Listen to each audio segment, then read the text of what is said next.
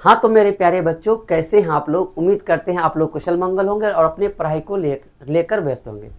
अभी जो बच्चे एग्ज़ाम देने वाले हैं, अभी उनके लिए मात्र 4 महीना बचा हुआ और अब तक आपने कुछ नहीं पढ़ा है, तो आपके लिए आज आर्ट्स विद्या में एक क्लास लेके आए हैं। जो बच्चे अभी बिहार बोर्ड 12th में आर्ट्स रखे हुए हैं और अब तक पढ़ाई नहीं की है, तो उनके लिए वह क्वेश्चन लाया गया है जो एग्जाम में पूछा जाएगा। यानी आज हम आपको कराने वाले हिस्ट्री क्लास, यहाँ पे सभी सब्जेक्ट क्लास कराया जाएगा, वो भी फ्री में। यानी एक तरह का समझिए, आज ये क्रैश कोर्स होने वाला है जो आपको वही क्वेश्चन कराया जाएगा जो एग्जाम में आने वाला है। बहुत रिसर्च करने के बाद आपको वह क्वेश्चन डाला जाएगा जिससे एग्जाम में फंसा जाएगा, ऑब्जेक्टिव भी कराया जाएगा। यानी आपका 30 लेक्चर में मतलब एक चैप्टर यानी एक सब्जेक्ट खत्म।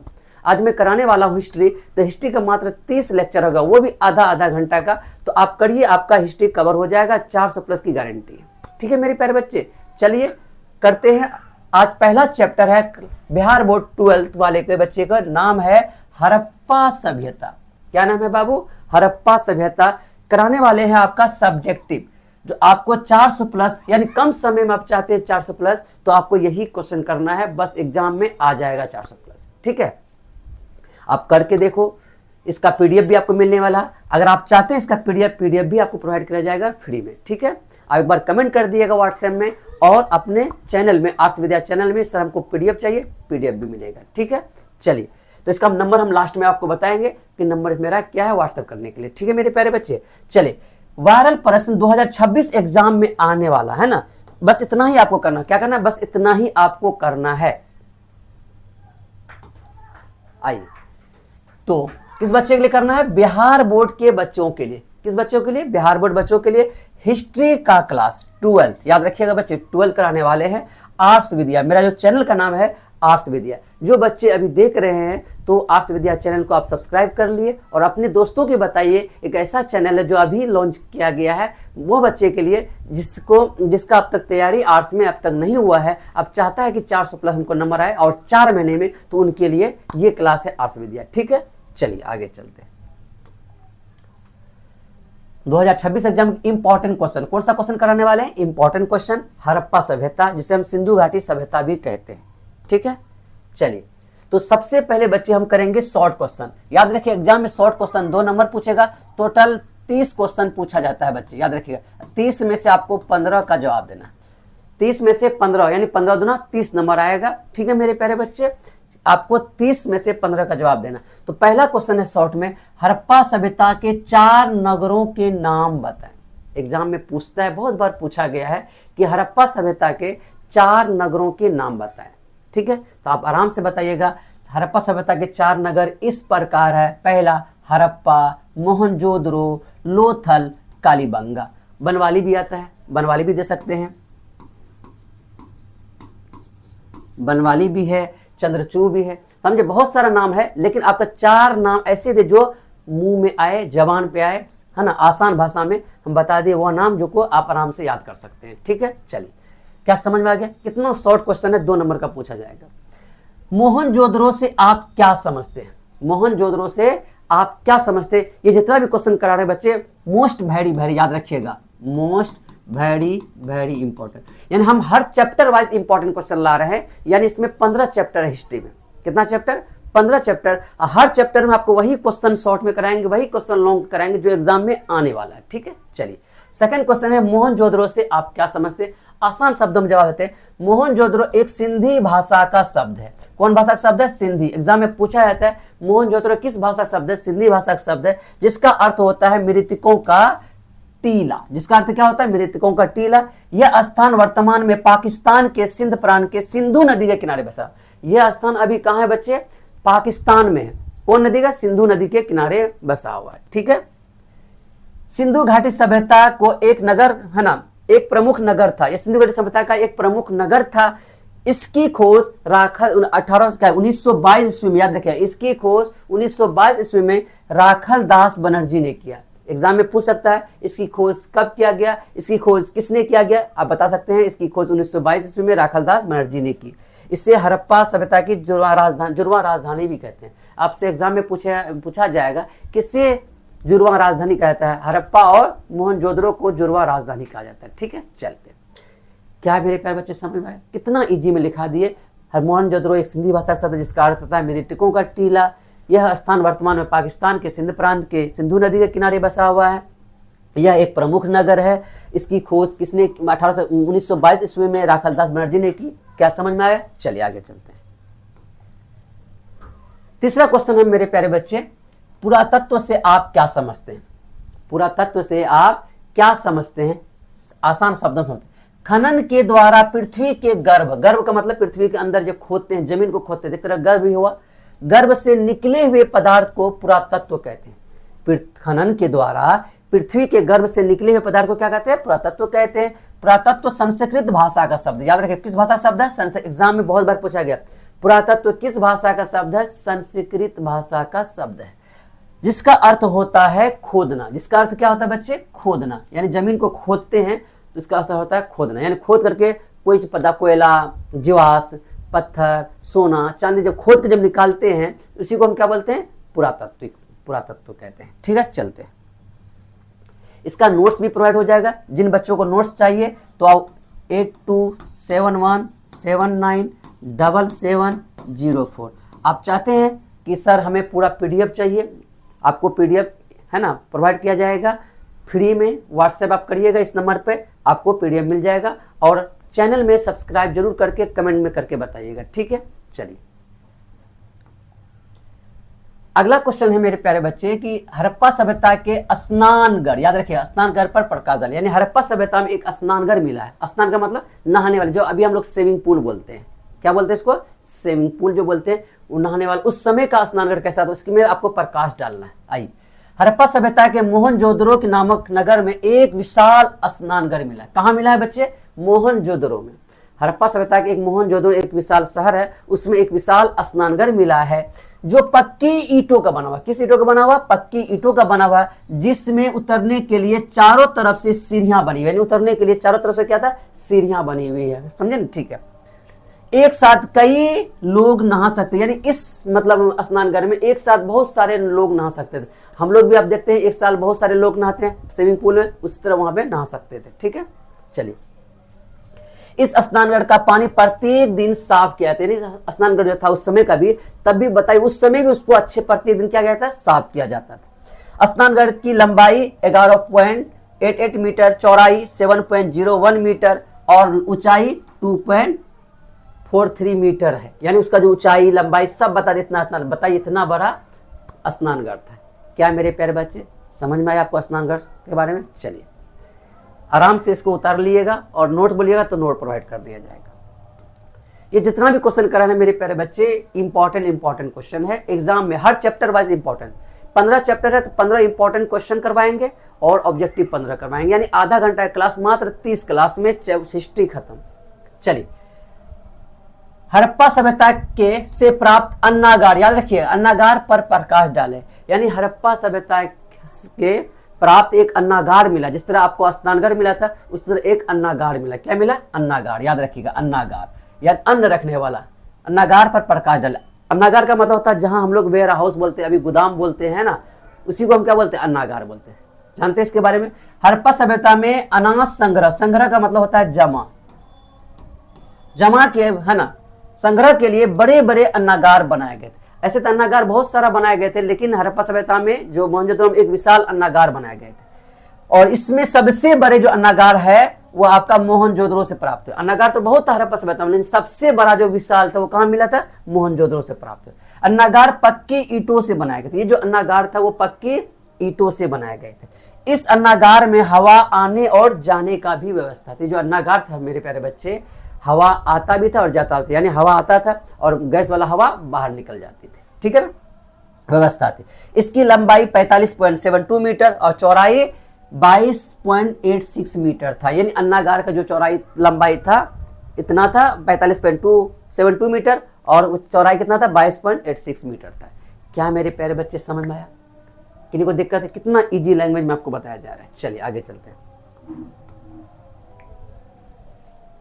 चलिए प्रश्न संख्या 6, सिंधु घाटी सभ्यता को हड़प्पा सभ्यता क्यों कहा जाता है? एग्जाम में बहुत बार पूछा गया है। सिंधु घाटी सभ्यता को हड़प्पा सभ्यता क्यों कहा गया? चलिए इसके बारे में आसान से जानते हैं। सिंधु घाटी सभ्यता को हड़प्पा सभ्यता इसलिए कहा जाता है क्योंकि इसकी खोज 1921 ईस्वी में दयाराम सहनी, किसने किया है? दयाराम सहनी ने सबसे पहले हड़प्पा नामक स्थान पर किया था, याद रखिएगा। यानी सिंधु घाटी सभ्यता को हड़प्पा सभ्यता इसलिए कहा गया है, सबसे पहले दयाराम सहनी, कौन? दयाराम सहनी, राम सहनी 1921 ईस्वी, याद रखिएगा 1921 ईस्वी में एक जगह का नाम है, उसका नाम है हड़प्पा। हड़प्पा, तो उसी जगह खोद किया था, इसलिए सिंधु घाटी सभ्यता का नाम हड़प्पा रखा गया। क्या रखा गया? हड़प्पा रखा गया, याद रखिएगा। भाई कह रहा है नामक स्थान पर खुदाई की थी क्योंकि 1921 ईस्वी में दयाराम सहनी ने सबसे पहले कहां पे? हड़प्पा नामक स्थान पर खुदाई की थी। इसी कारण सिंधु घाटी सभ्यता को हड़प्पा सभ्यता कहा जाता है। इसी कारण सिंधु घाटी सभ्यता को क्या कहा जाता है? हड़प्पा सभ्यता कहा जाता है। अगर एग्जाम में एक और तरह से क्वेश्चन पूछ सकता है, हड़प्पा सभ्यता को सिंधु घाटी सभ्यता क्यों कहा जाता है? अभी क्वेश्चन क्या पड़े? सिंधु घाटी सभ्यता को हड़प्पा सभ्यता क्यों कहा जाता है? इसका अगर उलट कर दे, हड़प्पा सभ्यता को सिंधु घाटी सभ्यता क्यों कहा जाता है, एग्जाम अगर पूछे तो इटो लाइन लिख दिएगा, 2 लाइन। यह सिंधु नदी के किनारे बसे होने के कारण, कौन नदी के किनारे? सिंधु, याद रखिएगा, सिंधु नदी के किनारे बसे होने के कारण इसे सिंधु घाटी सभ्यता भी कहा जाता है। 2 तरह से क्वेश्चन पूछ सकता है बाबू, दोनों तरफ से हम बता दिए। सिंधु घाटी सभ्यता को हड़प्पा सभ्यता इसलिए कहा जाता है क्योंकि इसकी खोज सबसे पहले कहां किया गया? हड़प्पा। कब किया गया? 1921 में। किसने किया? दयाराम सहनी ने। और दूसरा क्वेश्चन, हड़प्पा सभ्यता को सिंधु घाटी सभ्यता क्यों किया? ये हड़प्पा सभ्यता को सिंधु घाटी सभ्यता इसलिए किया जाता है क्योंकि यह सिंधु नदी के किनारे बसा होने कर इसके नाम सिंधु घाटी सभ्यता पर है। क्या मेरे प्यारे बच्चे समझ में आ गया? चलिए आगे चलते हैं। अगला क्वेश्चन है आपका कार्बन 14 विधि। देखिए ये इस चैप्टर का ये लास्ट क्वेश्चन है, यानी आपको फर्स्ट चैप्टर में इंपॉर्टेंट शॉर्ट क्वेश्चन में आपको यही 7 दिए, यही 7 क्वेश्चन आपको शॉर्ट क्वेश्चन इसी में से आने वाला है। ठीक है, चलिए क्या है कार्बन 14 विधि? क्या है? बहुत इंपॉर्टेंट, इसको तो ज्यादा इंपॉर्टेंट कर, वेरी इंपॉर्टेंट, याद रखिएगा बच्चे। ये क्वेश्चन एग्जाम में ज्यादा चांस है आने का, ये क्वेश्चन आपका ज्यादा चांस है। ठीक है, चलते हैं। कार्बन 14 विधि एक ऐसी वैज्ञानिक तकनीक है, कार्बन 14 विधि एक ऐसी वैज्ञानिक तकनीक जिससे पुरानी वस्तुओं की उम्र का पता लगाया जाता है। इसमें किसी जीवित या मृत वस्तुओं जैसे हड्डी हुआ, लकड़ी हुआ, पौधा हुआ, है ना, में मौजूद जो कार्बन 14 तत्व पाए जाते हैं उसी मात्रा में नापी जाती है। उसको मात्रा में क्या कहते हैं? नापी जाती है। यानी कहने का मतलब कार्बन 14 विधि एक ऐसी वैज्ञानिक तकनीक है जो पुराने से पुराने सामान हो, व्यक्ति हो, मृत शरीर हो, यानी पौधा हो, जमीन के अंदर कुछ भी हो, यानी उस पद्धति से, यानी कार्बन 14 विधि से, वैज्ञानिक तकनीक से उसका उम्र का पता लगा, चाहे 500 साल हो, 600 साल हो, उसका उम्र का पता लगाया जाता है, उसका तत्व माप के लगाया जाता है। इसी को कहते हैं कार्बन 14 विधि एक ऐसी वैज्ञानिक तकनीक है जिससे पुरानी वस्तु, याद रखिए पुरानी वस्तु है, 1000 साल पुराना हो, 600 साल पुराना हो, 100 साल पुराना हो, है ना, पुरानी वस्तु उम्र का किसका पता लगाया जाता है? उम्र का पता लगाया जाता है। इसलिए इस तकनीक से उम्र का पता लगाया जाता है।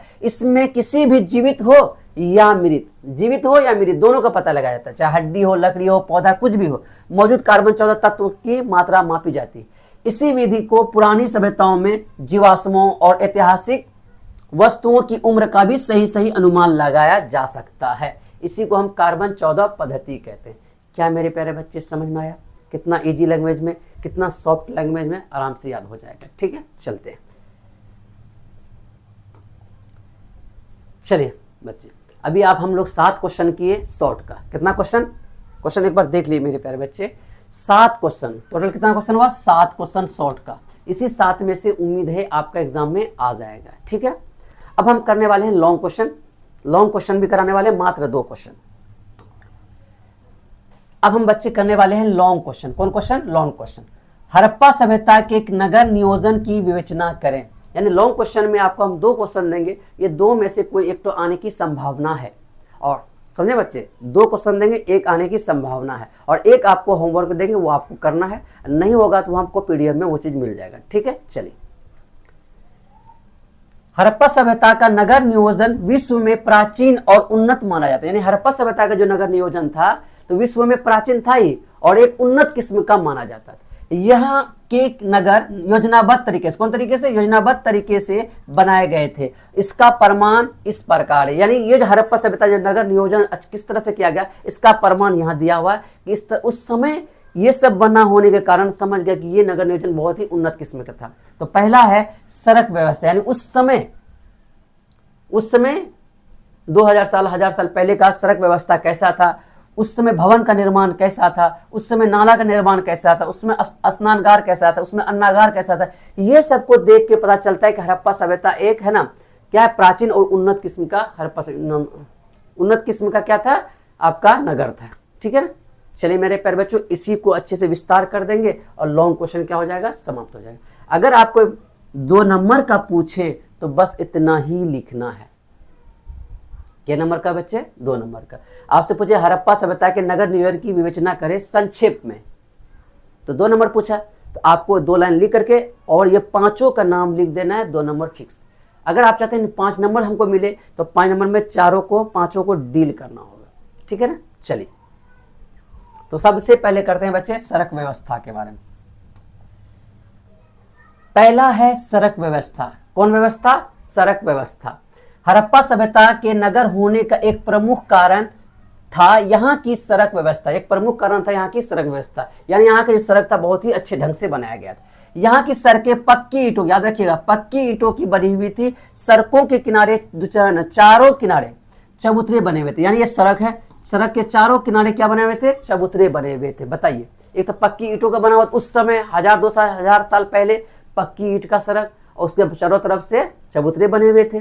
सड़कें सीधी थी और एक दूसरे के समकोण कर काटती थी, यानी सड़क सीधी थी, एक दूसरे के क्या समकोण, या इधर भी घर सब समकोण पे काटती थी। याद रखिएगा, समकोण पर काटती थी,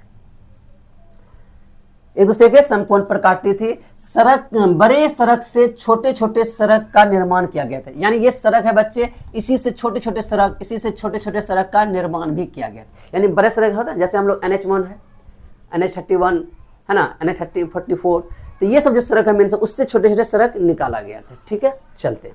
इस प्रकार हम कह सकते हैं कि हड़प्पा सभ्यता एक नगरीय सभ्यता थी। यानी कहने का मतलब कह रहा है, नगर नियोजन का मतलब होता है कि शहर जैसा सभ्यता, गांव की सभ्यता नहीं, शहर जैसा सभ्यता। आपसे एग्जाम में पूछा जाएगा हड़प्पा सभ्यता नगरीय सभ्यता है या गांव की सभ्यता, तो कहिएगा शहर जैसा सभ्यता था, नगरीय सभ्यता। ठीक है, तो इससे प्रमाण हो जाता है कि हड़प्पा सभ्यता एक नगरीय सभ्यता है। तो किससे पता चला, हमको सड़क व्यवस्था को देख के पता चल गया। क्या पहला डील कर दे, समझ में आ गया। अगला करते हैं, दूसरा है बच्चे नाला।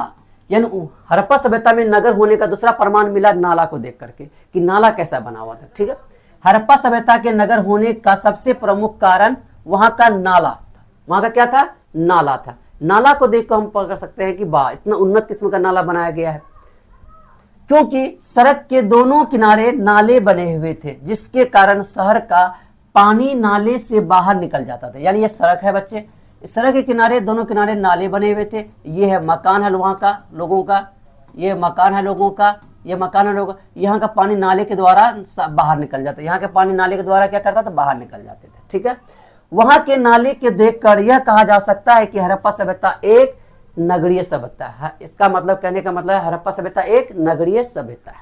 ठीक है, चलिए आगे चलते हैं। तीसरा कारण प्रमाण मिला बच्चे, भवन का निर्माण। यानी हड़प्पा सभ्यता नगर होने का तीसरा कारण क्या मिला, भवन का निर्माण। हड़प्पा सभ्यता में भवन की पक्की ईंटों से बनाया गया था। वहां का जो भवन बनाया गया था, ये बिल्डिंग बनाया गया था, तरह तरह का बिल्डिंग बनाया गया था, ये सब पक्की ईंटों के बनाए गए थे। यहाँ की भवन बहुत ही सुंदर और आकर्षक थे। जो भवन बनाए गए थे बहुत ही अच्छे डिजाइन से, आकर्षक तरीके से बनाए गए थे और पक्की ईंटों से बनाए गए थे। इस प्रकार हम भवन को देखकर यह कह सकते हैं कि हड़प्पा सभ्यता एक नगरीय सभ्यता। यानी इस भवन को देखकर आप कह सकते हैं कि हड़प्पा सभ्यता एक नगरीय सभ्यता ही था, गांव की सभ्यता नहीं, नगरीय सभ्यता था। ठीक है, चलिए आगे चलते हैं मेरे प्यारे बच्चे। चौथा स्नानगार। अब चौथा प्रमाण हम देखते हैं कि स्नानगार को देख करके नगरीय था या गांव की सभ्यता था। मोहनजोदड़ो से एक विशाल स्नानगार मिला है जो बहुत ही बड़ा था। यानी मोहनजोदड़ो एक शहर है, नगर था, उसमें एक विशाल स्नानगार मिला है। इसमें कई लोग नहा सकते थे। स्नानगार पक्की ईंटों का, यानी यह स्नानगार पक्की ईंटों का बनाया गया था। क्या किसका बनाया गया था, पक्की ईंटों का बनाया गया था। ठीक है, इस प्रकार हड़प्पा सभ्यता में नगर नियोजन होने का एक पुख्ता सबूत माना जाता है। यानी स्नानगार को देख करके, क्योंकि आजकल हम लोग भी देखते हैं शहर में स्विमिंग पूल बनता है ना, वाटर पार्क बनता है। क्यों बनता है? शहर में बनता है तो देखते हैं शहरी लोग नहा नहीं पाते तो वाटर पार्क चले जाते हैं नहाने के लिए। उस समय देख के लगता है, स्नानगार को देख के लगता है कि यह एक नगरीय सभ्यता था। ठीक है, चलते हैं। चौथा है अन्नागार। अन्नागार मतलब अनाज रखने वाला जगह, जिसको हम लोग आम भाषा में बोलते हैं गोदाम, वेयर हाउस। इंग्लिश में क्या बोलते हैं? वेयर हाउस, है ना, बोलते हैं नहीं बोलते? तो उस समय बोला जाता था अन्नागार। यहाँ जहाँ क्या रखते थे? जहाँ अनाज को संग्रह करके जमा करके रखते थे। हड़प्पा सभ्यता के नगर होने का एक प्रमुख कारण वहां का से अन्नागार के साक्ष्य मिले। यानी अन्नागार, अन्न रखने का साक्ष्य मिले, जिसमें लोग अनाज रखते थे और उसमें हवा और आने जाने का भी व्यवस्था था। यानी उस अन्नागार में ही हवा आने का और हवा जाने का भी व्यवस्था था। ठीक है, इस प्रकार हम कह सकते हैं कि हड़प्पा सभ्यता नगर नियोजन का किस प्रकार किया गया। इस प्रकार हम कह सकते हैं कि हड़प्पा सभ्यता का नगर नियोजन किस प्रकार किया गया। क्या मेरे प्यारे बच्चे समझ में आया? तो आपका ये क्वेश्चन लॉन्ग का समाप्त हो गया। ठीक है, चलते हैं आगे। अब दूसरा क्वेश्चन है मेरे प्यारे बच्चे, हड़प्पा सभ्यता के सामाजिक, आर्थिक और धार्मिक जीवन का वर्णन करें। यानी हड़प्पा सभ्यता में सामाजिक जीवन कैसा था, आर्थिक जीवन कैसा था और धार्मिक जीवन कैसा था, उसके बारे में अच्छे से विवेचना करें। चलिए, हम क्वेश्चन करने वाले हैं, हड़प्पा सभ्यता के सामाजिक, आर्थिक और धार्मिक जीवन किस प्रकार है। तो हड़प्पा सभ्यता के सामाजिक, आर्थिक और धार्मिक जीवन इस प्रकार हम अच्छे से इसको जानते हैं। सबसे पहले जानने वाले हैं बच्चे सामाजिक जीवन के बारे में। आप जानते हैं हर क्षेत्र का, हर जगह का एक अच्छा सा सामाजिक जीवन होता है, अपना अपना सामाजिक जीवन होता है। यानी उस वहाँ का रहने का ढंग, कल्चर, संस्कृति, वहाँ का खाने पीने का, है ना, उसी को हम क्या बोलते हैं? सामाजिक जीवन। तो हड़प्पा सभ्यता के सामाजिक जीवन बहुत ही उत्तम था। उत्तम का मतलब होता है अच्छा था, याद रखिए बच्चे, अच्छा था। यहाँ के लोग आपस में मिलजुल कर रहते हैं। वहां के जो लोग थे हड़प्पा सभ्यता के, वो आपस में मिलजुल कर रहते थे। लेकिन याद रखिएगा, थोड़ा अमीर और गरीबी में थोड़ा सा फर्क था, क्योंकि अमीर लोग उचली सीमा में रहते थे और गरीब लोग निचली सीमा में रहते थे। ठीक है, चलिए, यहाँ के लोग आभूषण के बहुत शौकीन थे। यानी हड़प्पा सभ्यता के जो लोग थे आभूषण के बहुत ही शौकीन थे। कुछ नगर जैसे लोथल, कालीबंगा जैसे नगरों में घर के दरवाजे पीछे की ओर खुले मिले। यानी कुछ नगर है जैसे लोथल, कालीबंगा में, उसका जो घर का दरवाजा था वो पीछे की ओर खुलते थे, आगे की ओर नहीं, पीछे की ओर खुलते थे। यहाँ के लोग मांसाहारी और शाकाहारी दोनों हुआ करते। यानी हड़प्पा सभ्यता के जो लोग थे वहां के सामाजिक जीवन में जीते थे, वो मांसाहारी भी थे और शाकाहारी भी थे। इस प्रकार स्पष्ट हो जाता है कि हड़प्पा सभ्यता का सामाजिक जीवन किस प्रकार, इससे स्पष्ट हो जाता है कि हड़प्पा सभ्यता का सामाजिक जीवन किस प्रकार। क्या मेरे प्यारे बच्चे समझ में आ गया? तो आगे चले। तो पहला पॉइंट आपका है ना, सामाजिक जीवन का खत्म हो गया। कौन जीवन? सामाजिक का खत्म हो गया। इसके बाद हम चलेंगे आर्थिक। आइए, अब हम करने वाले हैं बच्चे आर्थिक जीवन। कौन जीवन?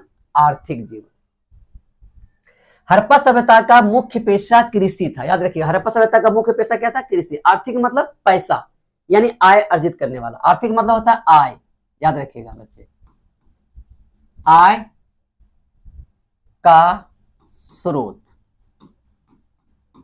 आय का स्रोत यानी जहां से आय आ सकता है, कहां से? बिजनेस से, कृषि से, है ना, और मतलब पेशा से, जिससे इनकम का स्रोत होता है उसी को बोलते हैं आर्थिक स्रोत। हड़प्पा सभ्यता का मुख्य पेशा कृषि था, जिसमें गेहूं, जौ, कपास की खेती किया करते थे। वहां के लोग गेहूं, जौ, कपास की खेती किया करते थे। हड़प्पा सभ्यता के लोग पशुपालन का भी, है ना, पशुपालन का भी पालन पोषण किया करते थे। याद रखिएगा, पालन एवं पोषण किया करते थे, जैसे गाय, भैंस, भेड़, कुत्ता, घोड़ा आदि। यानी हड़प्पा सभ्यता के लोग पशुपालन का भी पोषण किया करते थे। याद रखिएगा, जैसे क्या? गाय का, भैंस का, भेड़ का, कुत्ता का, घोड़ा का आदि, इसके अलावा बहुत सारा चीज। ठीक है, चलते। हड़प्पा सभ्यता में आंतरिक और बाहरी व्यापार दोनों होते थे। यानी हड़प्पा सभ्यता में आंतरिक व्यापार भी होता था और बाहरी व्यापार करते थे। मेसोपोटामिया, जो अभी इराक में है, तक व्यापार और प्रमाण मिले। यानी मेसोपोटामिया तक इसका प्रमाण मिले हड़प्पा सभ्यता की, वहां तक व्यापार होते थे। ठीक है ना, याद रखिएगा। ये कि हड़प्पा सभ्यता आपका मेसोपोटामिया के बाद की सभ्यता है। वो सबसे पुरानी अगर आप बोलेगा तो मेसोपोटामिया है, और सेकंड में कौन आपका हड़प्पा सभ्यता। चलिए आगे चलते हैं। तो क्या मेरे प्यारे बच्चे समझ में आ गया? आर्थिक जीवन, कृषि भी सम करते थे, पशुपालन भी करते थे और व्यापार भी करते थे। ठीक है, चलते हैं।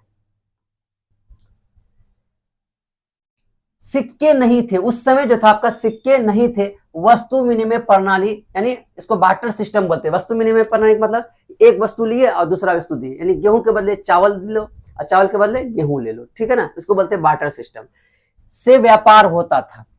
परिवहन के लिए नावें, बैलगाड़ी, रथ का प्रयोग किया करें। उस समय का जो लोग था परिवहन जो करता था किससे किसके द्वारा? बैलगाड़ी, रथ, नाव के जरिए क्या अपना व्यापार और परिवहन करते थे। ठीक है, उस समय सिक्का नहीं था बिल्कुल। उसमें 2000 साल पहले सिक्का कहां से लाएगा? तो क्या था? वस्तु विनिमय प्रणाली, यानी वस्तु दो वस्तु लो। ठीक है, चलते।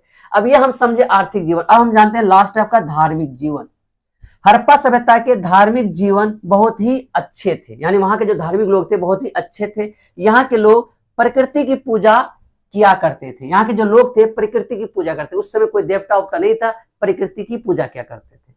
यहाँ के लोग पशुपति, महादेव और मातृ देवी की पूजा किया करते थे। यानी आपसे पूछा जाएगा यहाँ के लोग किस चीज की पूजा करते थे? पशुपति, महादेव और मातृ देवी की पूजा किया करते थे, क्योंकि उनके साक्ष्य मिले हैं। इस प्रकार स्पष्ट हो जाता है कि हड़प्पा सभ्यता के सामाजिक, आर्थिक और धार्मिक जीवन कैसा था। यानी इस तीनों से स्पष्ट हो जाता होगा कि हड़प्पा सभ्यता के आर्थिक, सामाजिक और धार्मिक जीवन किस प्रकार।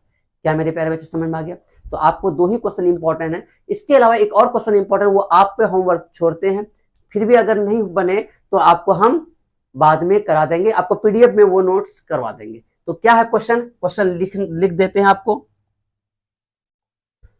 पहले क्वेश्चन लिख देते हैं बच्चे। क्वेश्चन है आपका, यानी एक लॉन्ग का तीसरा क्वेश्चन आपको हम दे रहे हैं अपनी तरफ से कि हड़प्पा सभ्यता के विस्तार का वर्णन करें। हड़प्पा सभ्यता के विस्तार, याद रखिएगा विस्तार पर चर्चा करें। क्या करें? चर्चा करें। ये क्वेश्चन अगर तीसरा अगर लॉन्ग क्वेश्चन इंपॉर्टेंट है, ये क्वेश्चन है हड़प्पा सभ्यता के विस्तार पर चर्चा करें। यानी यही 3 क्वेश्चन है मेरे प्यारे बच्चे इस चैप्टर में, तो इसी में से ही आएगा। आप देख लेना 2026 में जो एग्जाम होगा तो हम आपको 3 क्वेश्चन दिए, 2 क्वेश्चन हम करवा दिए, 1 क्वेश्चन आप पे छोड़े, क्योंकि आपको भी मेहनत करना है। आप भी देखते हैं कैसे बनाते हैं इसको। अगर नहीं पीडीएफ तो हम देंगे इसका, लेकिन इसका हम इसलिए नहीं करवा रहे, आपको पीडीएफ हम दे देंगे। ठीक है, और आपको करने की जिम्मेदारी दे। ठीक है मेरे प्यारे बच्चे, चलिए।